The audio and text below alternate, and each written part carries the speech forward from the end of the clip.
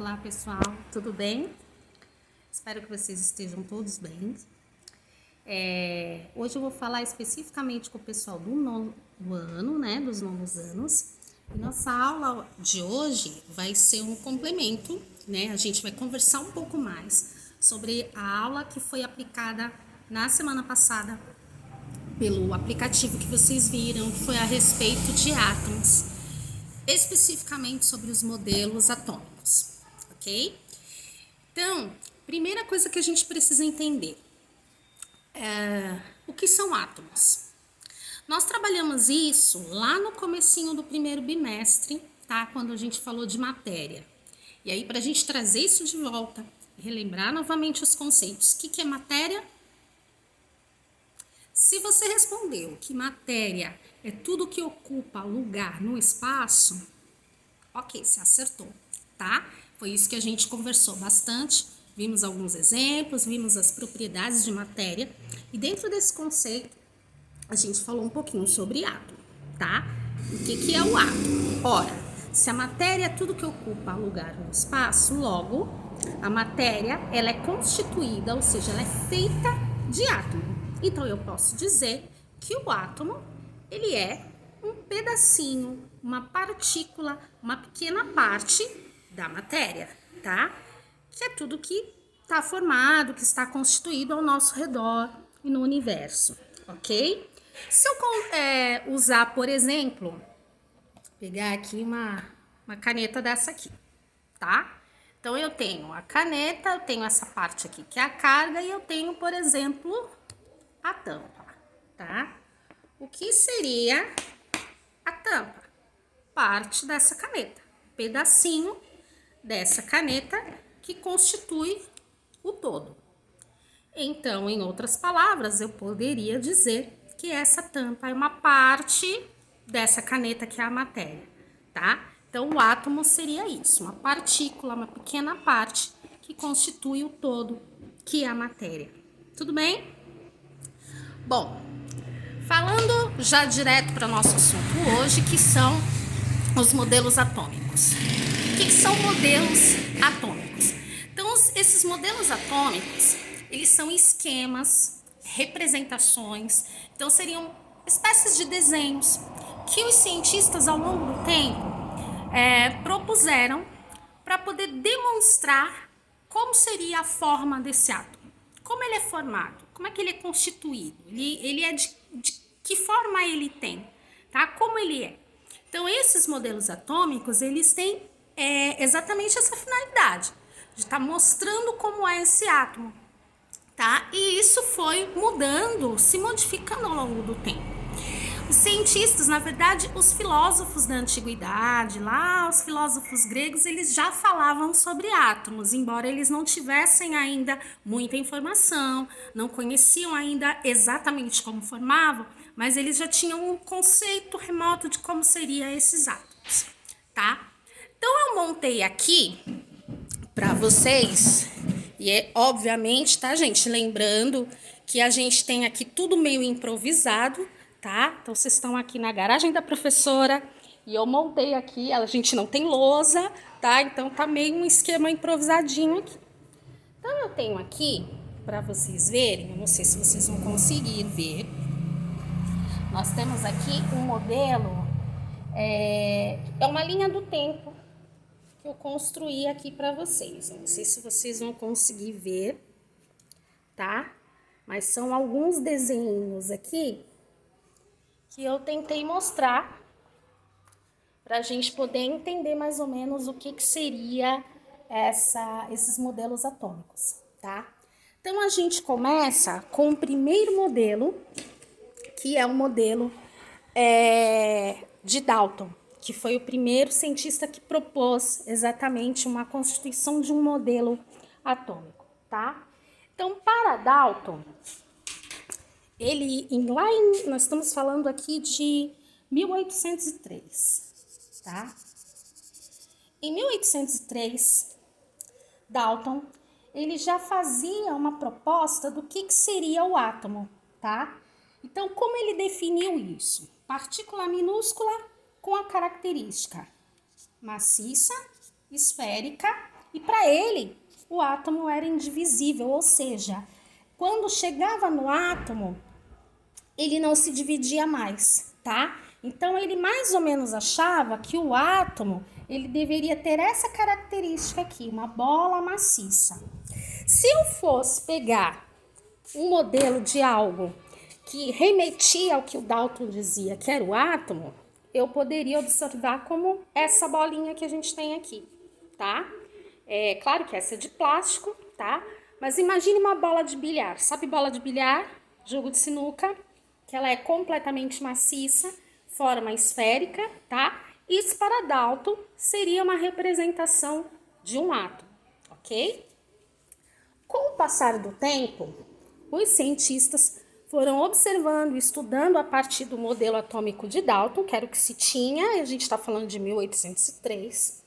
E aí, mais tarde, veio um outro teórico, um outro cientista, que foi Thomson, tá? Que propôs aqui, em 1898, um novo modelo do que seria um átomo, tá? Aí aqui a gente está falando de 1898.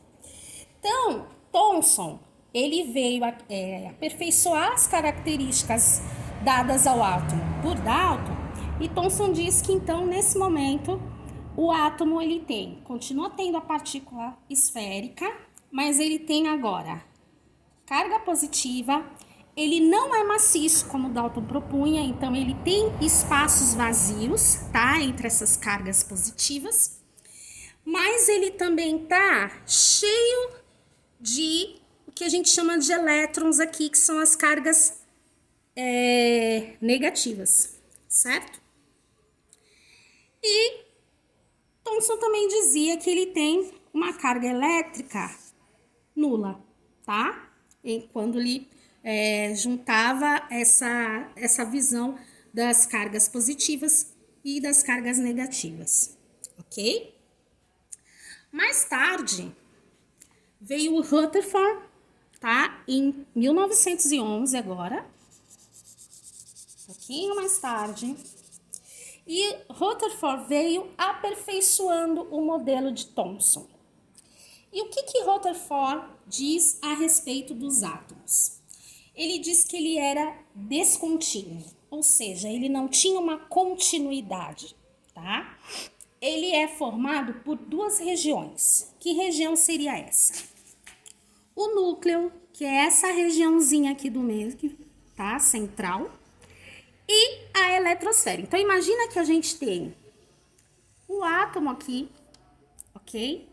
Eu tenho o núcleo, que é o que está no centro. Esse núcleo sendo formado de carga positiva.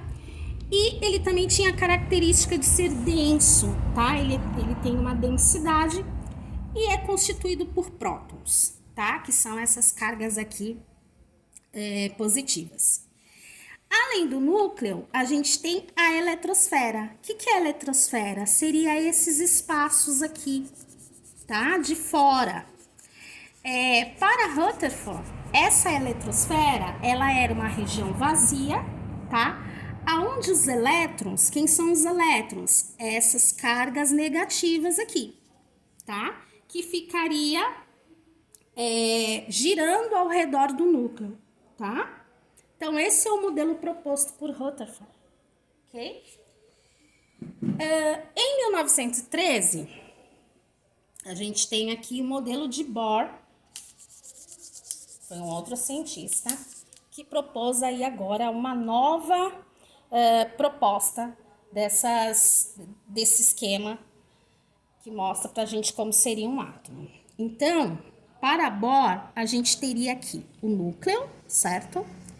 Nesse núcleo, a gente teria o próton, que é a carga positiva, e teria uma outra molécula aqui, uma outra que seria o nêutron, tá? O nêutron, ele tem uma carga, como o próprio nome já diz, neutro, nem positiva nem negativa, tá? Ao redor do núcleo, a gente teria aqui o elétron, tá? Com carga negativa, tá? E aqui, por fora, a gente teria o que a gente chama de nível de energia, certo? Em outras palavras, a gente poderia dizer, então, que o átomo, ele é formado, tá? Ele é formado aqui de um próton com carga positiva, de um nêutron com carga nula, ou seja, zero, e o elétron com carga negativa, certo? Ok? Mais tarde um pouquinho aqui, chegando ao final da nossa linha do tempo, a gente tem, em 1932, deixa eu buscar a minha cadeirinha para lá, vocês ouviram aí um barulho, que é a minha cadeira, porque a gente está num espaço completamente improvisado, ok? 1932, Chadwick, baseado lá naquele modelo de Rutherford, ele propôs um novo modelo de átomo, ok? Nesse modelo, a gente tem aqui no núcleo, que é esse espaço. Esse modelo proposto por Chadwick, ele tem um próton, um nêutron, próton, ok? Carga positiva, carga neutra, positiva, tá? Isso no núcleo. E na eletrosfera, aqui por fora, a gente tem esse modelo aqui, que é aquele modelo que geralmente a gente vê nos livros de química, de física, tá? Que é a eletrosfera, composto aqui pelos elétrons, que é a carga negativa, formando aqui a constituição novamente do átomo, tá? Então, quando eu tenho próton, nêutron e elétron, ou seja, carga positiva, carga neutra, carga negativa, eu tenho aqui a constituição de um átomo. Ok? Bom, por enquanto, são os modelos que a gente tem de esquemas, né, de representações de modelos atômicos, tá? Os modelos de átomo.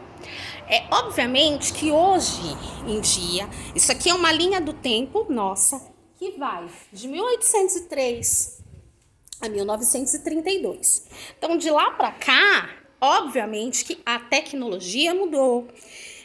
E, consequentemente, os estudos sobre átomos também mudaram. Isso significa que hoje a gente tem uma linha que trabalha estudando os átomos, que é a linha da ciência quântica, mais especificamente da física quântica, tá? E traz uma outra tecnologia, traz outras representações, tá? Que a gente vai pesquisar mais tarde. Tudo bem? Hoje a gente fica com essa linha do tempo e esse modelo, são esses os modelos atômicos que são os convencionais que a gente conhece. Tudo bem? Atualmente existem outros, os estudos aumentaram e a gente vai pesquisar isso na próxima oportunidade. Vou deixar as atividades para vocês e a gente volta a se falar depois, ok? Beijos, fiquem bem, se cuidem, até a próxima.